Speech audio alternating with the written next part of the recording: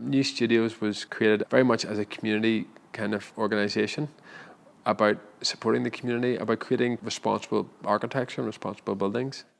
In our other work, our other small projects we have, is all very much focused on the appropriate and responsible building types. So our approach rethinks what we believe are the appropriate ways of living, but they're actually just ideas we adopt at birth that kind of and accept because it's normal and everybody does it, then it's the way we should be living.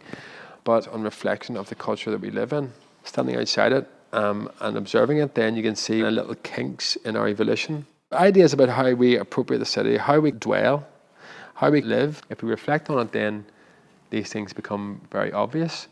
There's no reason why these kinks cannot be critiqued and reconsidered. I guess this project has developed out of a quite profound urban analysis of this area. First of all, the architectural context is very important.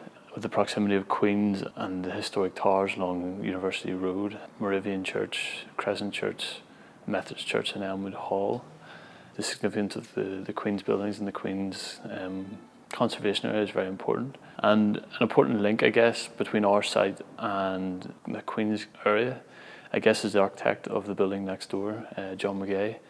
He designed the Whitlow Hall in Queen's as well as numerous other buildings, including the physics building, which play an important role in the Queen's campus. But he was also the architect of Smyth Hall, which is just next door to us. It's a Grade B listed building. It was a building that was built in the 1930s in a Neo-Georgian style with rustic brick and simple volumes, but quite interesting stone detailing around the window openings and door openings.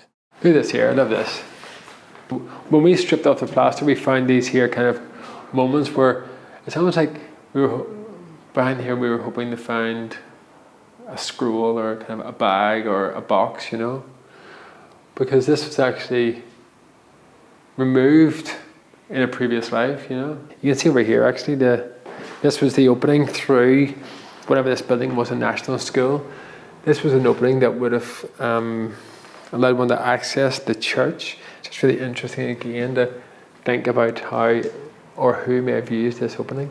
We just enjoy kind of revealing kind of the history. I mean, it was this beautiful brick, solid mass building with a fire and a flue, and sadly it was remodeled in the 1960s, which kind of destroyed the any architectural character it would have had. So the building has no more architectural quality. So on the street it is just a vacant building. It has been vacant since its last use, which was a snooker hall, and then it was closed down 10, 15 years ago, and it's been lying derelict. Typically buildings are designed for a certain function and then they lie vacant once our culture evolves. You see a lot of retail spaces that are vacant in the city. You see a lot of office buildings which are vacant. What we decided to do as an approach is to take this idea of creating a building which had no function. So it was a building that would support any use and all uses. The building will house whatever use is suitable for that moment in time. However, in its first use, we're proposing that it will become the home of New Studios, which is this experimental workshop studio, but it's also a place of education, a place of learning. It is a school. It's a school of architecture, creative studies, cultural studies, urban planning, engineering, all these creative subjects that can be brought together under one roof and that can become part of the apprenticeship model for teaching and learning. Young architects with a creative desire and creative instinct who wish to build within the city tend to have to go elsewhere. We hope that as New Studio grows, it offers a platform for young architects to develop ideas and to build these ideas, to realise architectural ambitions which are otherwise lost within the city. I studied at the Art College in University of Ulster. I spent 3 years in undergrad and 2 years in masters. I left university with a debt of slightly over £30,000.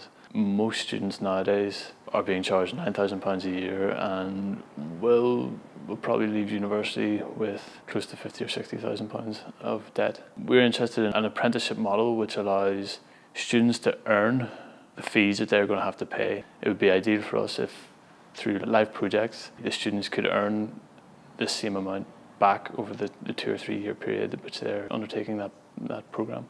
We're interested in making architectural education more accessible to those who currently cannot afford to do so.